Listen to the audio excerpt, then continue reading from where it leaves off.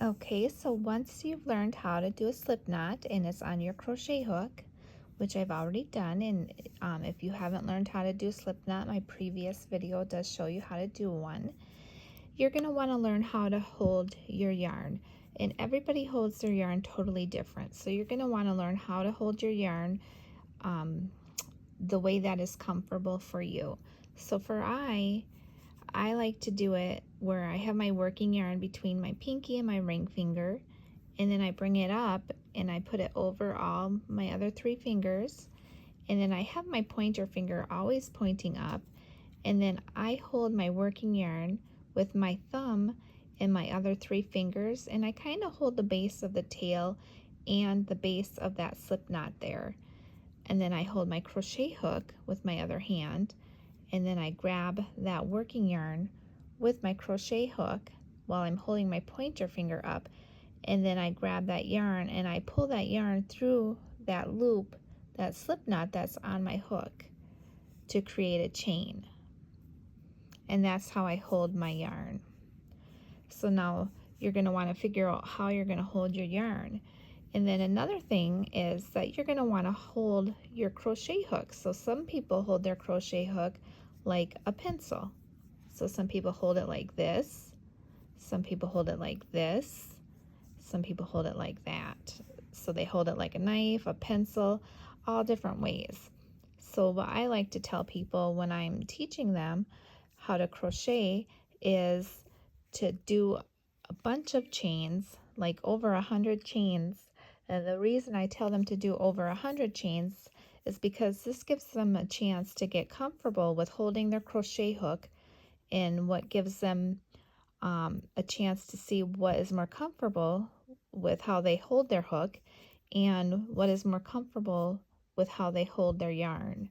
So you can try different ways of holding your yarn and different ways of holding your crochet hook while you're chaining to see what is more comfortable for you. Most patterns will tell you to chain a number of stitches for a foundation row, and then this is where you will do your number of chains. For instance, if a pattern tells you to chain 10, this is where you're going to go ahead and you're going to do a foundation chain of 10. So to do that, you're going to take your crochet hook, you're going to take your yarn, you're going to yarn over, which means you're grabbing your yarn with your crochet hook, and you're pulling that yarn, and you're going to pull it through that slip knot that's on your hook all the way through like this. And that counts as one chain. And you see it made a little like V there. That lets you know that that's one chain. So we want to do 10. So we're going to do another one. So we're going to grab that yarn again, that working yarn, and we're going to pull it through that loop that's on our hook again, just like that. And that's 2 chains that we just did. So you can see it's a V there and then another V. So that helps us recognize that that's a chain and that's a chain. So that's a stitch, that's a stitch. So we're going to make another chain. So we're going to yarn over and bring that right through that loop that's on our hook. And there's our 3rd chain. And as I do that, I move my thumb and my fingers along with those stitches. And that just helps me hold the work, and it helps me be able to maneuver and hold that work, and it just helps me be able to control that crochet piece. So I'm just pulling that working yarn with my crochet hook and pulling it through that loop that's on the hook. And you'll notice when I grab that yarn and I'm pulling it over and under, I'm actually tilting my hook down and putting it under like that. So I'm grabbing the yarn, turning it downward, and it just makes it a little easier.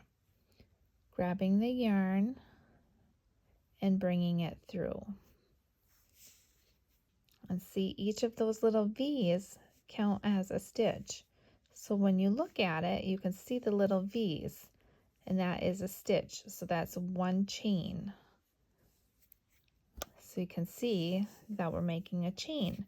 So you don't want your your hand way down here, because then it's going to be harder to try and pull them. So you want to move your fingers with your work as you're chaining. So I'm going to keep chaining. So now my recommendation to you is to keep chaining. So I would keep chaining at least 100, if not more, until you are comfortable with how you're going to hold your yarn and how you're going to hold your crochet hook. It's going to be awkward for you if you're a beginner because you've never done this before, and that's fine. That's why we want you to go ahead and do as many chains as you can, because this is going to help you feel comfortable on holding your crochet hook and pulling the working yarn through that loop that's on your hook. So let me zoom out a little bit so you can see how I'm holding everything. So I'm just holding it like this.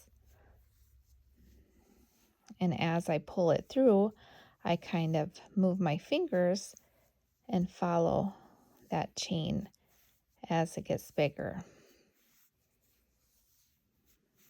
And you're going to find a way that works for you. You don't necessarily have to do it the same way I am. Some people do it totally different.